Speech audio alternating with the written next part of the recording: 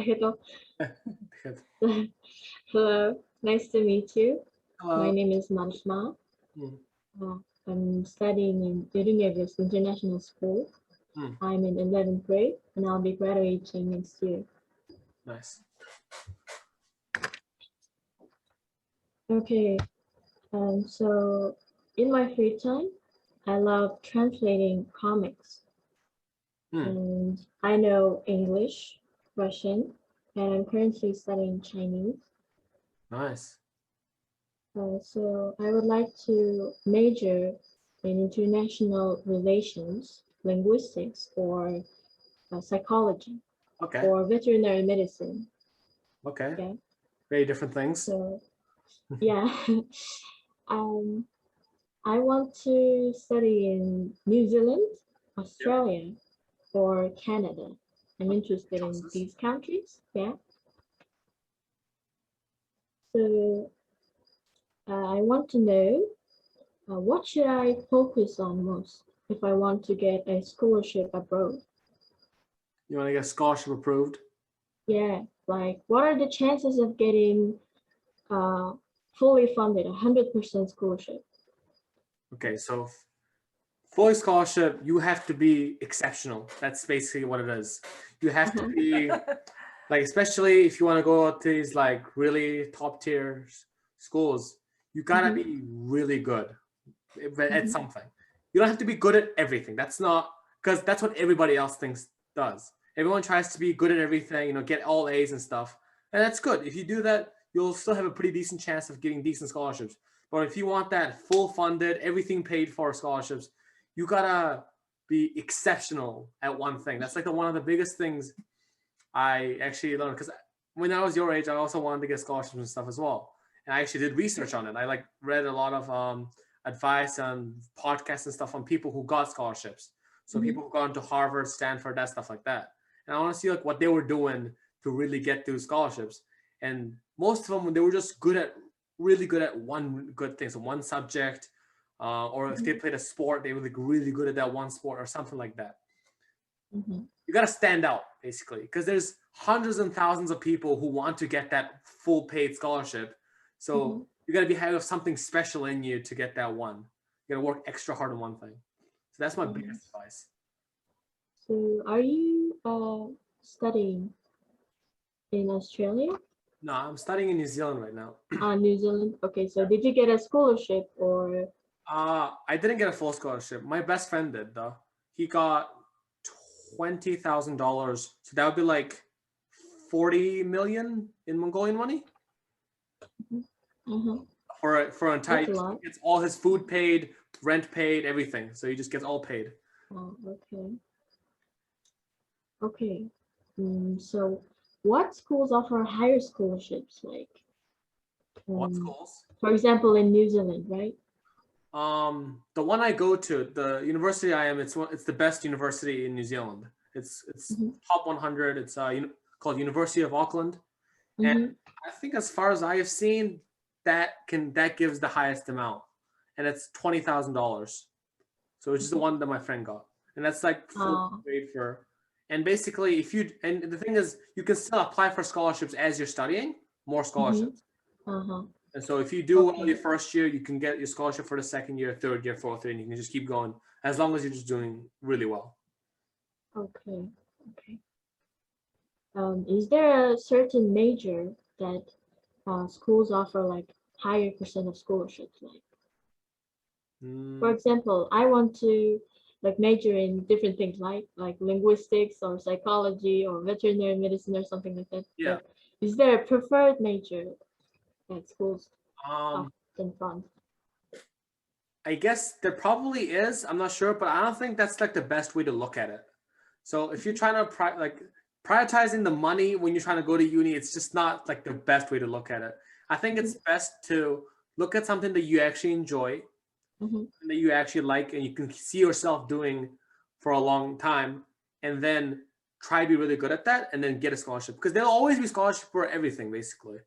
And Okay. I guess some things give more scholarships because some departments just have more money. So compare Mm-hmm. if you look at my the department I'm in, so the major I study is engineering, right? So it's like physics, math, and that kind of stuff. And it's one of the bigger departments in our university. And so people from engineering tend to get a little bit more money, but that doesn't mean you don't get money in other places. So it's not about like trying to find what gives the most money. It's more about finding something you enjoy and actually trying to go for that, because that'll actually get you the scholarships. Okay. Is it convenient to live in New Zealand, Australia, or Canada as a Mongolian? If you can speak English, People, it's pretty good. So the biggest problem here that I've realized that that's the biggest thing different between New Zealand and Mongolia is it's very expensive compared to Mongolia. Like if you want to live in Mongolia, you can live like relatively to here, it's a lot cheaper. Like stuff is a lot expensive here, but the quality of life is a little bit better, especially the weather, because Mongolia is cold. Like we all know this. Me and you both know this. Mongolia is really cold. Here it's always green and it's like sunny and it's just like it's one of the best weather. I don't think I can imagine a better country with like weather like this. It's so good. okay. And the people are really nice and all this stuff. It's a very safe environment in most places, especially the place where I live at. So convenient, yes. Expensive, also yes. Okay. Then what are the difficulties in studying like in a foreign country? What are the most difficult things that you've encountered? Communication, it's just what it is at the start. Okay. But I can already tell your English is a lot better than what mine was when I came here. When I came here, I couldn't speak a single word. You're already having a conversation with me. That's really good. So I think that, and then yeah, it's because it won't even be like a race problem, I guess. Like you won't feel like you're outcasted because of where you're from and stuff. Because it's a very diverse place in New Zealand, especially in the city in Auckland. Auckland's very multi-diverse, and so people from all around the world come here. So you won't feel like you're being outcast or anything like that. You'll definitely find people you can hang out with. And then from then on, it's just all up to you. It doesn't matter where. It's still gonna be a lot of hard work. Okay. Like I'm in university now, and I'm just like, it's a whole different thing. So. Okay. So did you graduate from Mongolia? No, I came to New Zealand when I was 11. So I spent 5 years in Mongolian school.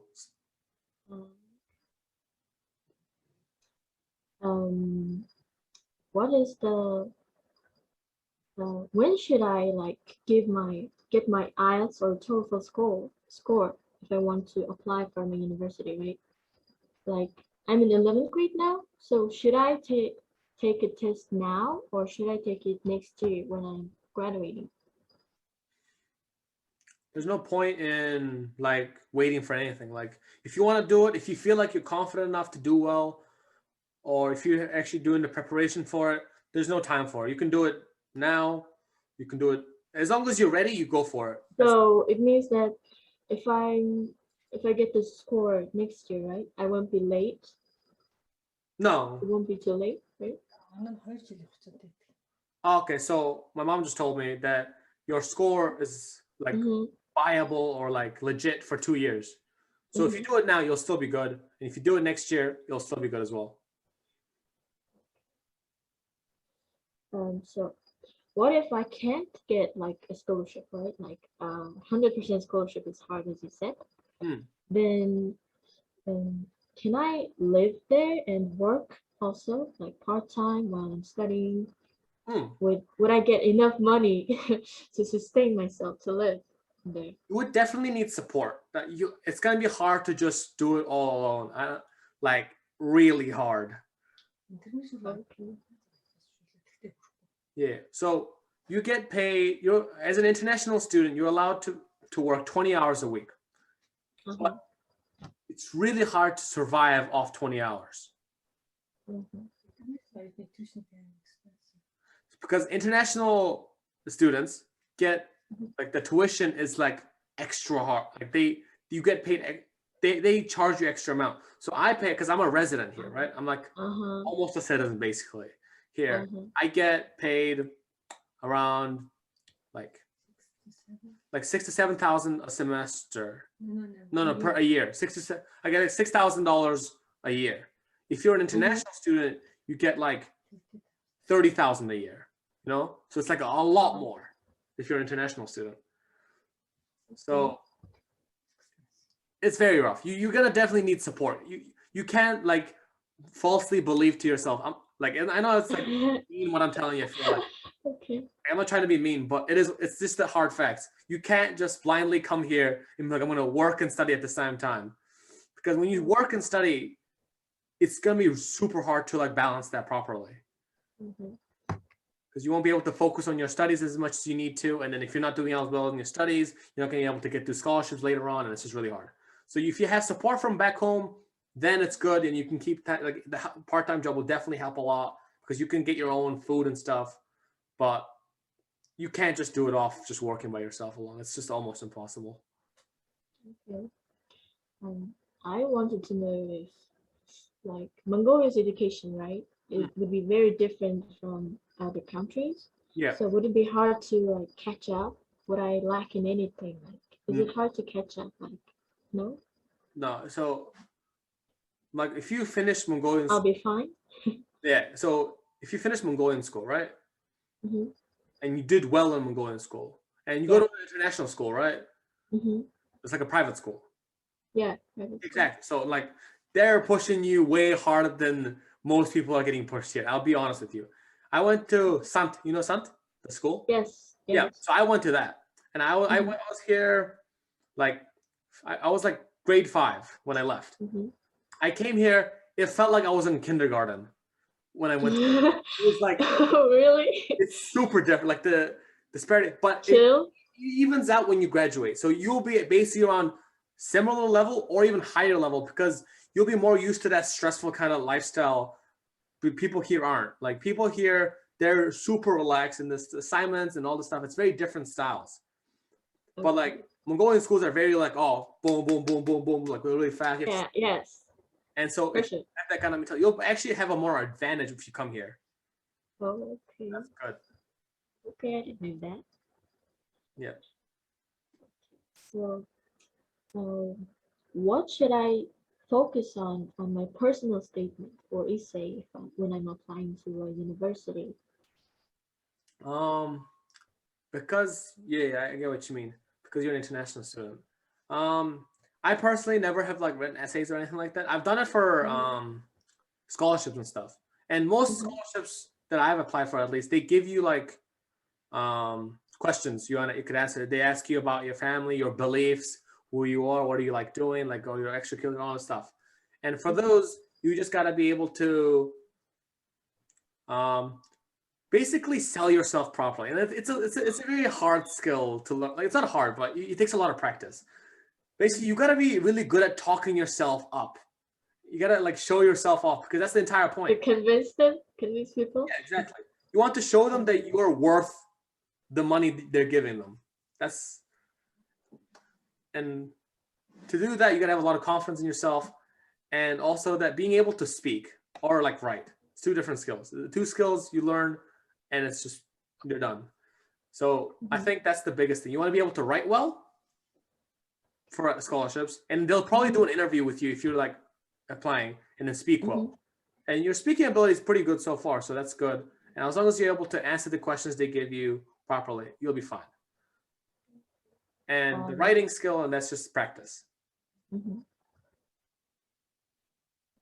So when I get my degree, right? Like if I get my bachelor's degree in New Zealand, what are the employment rates in there? If I finish school there, like can I get a job easily or is it hard? So recently, it's not really about the degree anymore. So the degree is the baseline now. So you having a degree doesn't mean you get a job. You have to have a degree and then also have other skills on the side to stand out. Because the thing is, when you think about it, let's say you graduate from a class of 1,000 people, right? Let's see if you get in with like 1,000 people and like 800 graduate. That's 800 people like this year only that also want the same jobs as you want. So to be different, you got to also have other skills. So you can't just be like, oh, I have a degree, I'm going to get a job. It's not, it doesn't work like that anymore. It's just not how it is. So you got to have other different types of skill sets, speaking ability, writing ability. As I said again, these two are very important. Because the thing is, people can't like write down or speak about what they're thinking. Like you think it's really dumb, right? It's like, oh, well, you just say what you think. No, people can't do that. It's a very different skill that requires, especially in front of people, because it doesn't come out right. So as more as you practice your speaking ability, you actually get good at it, and that's where you win, because your interviews with job interviewers are gonna be the ones that stand out, because you're gonna be confident, you're gonna be speaking well, you're not gonna be stuttering over your words or like you're not gonna be doing any of that because you're more practiced. And speaking, once you have that, and then you also have the skill set of your degree, right? And if you, let's say you're an A student, and then you can also speak well, boom, instant job. Like I have full confidence in that. Okay. So I don't know if I should go to a college or a university. Which one do you think is a better? They're the same thing. It's just different words. So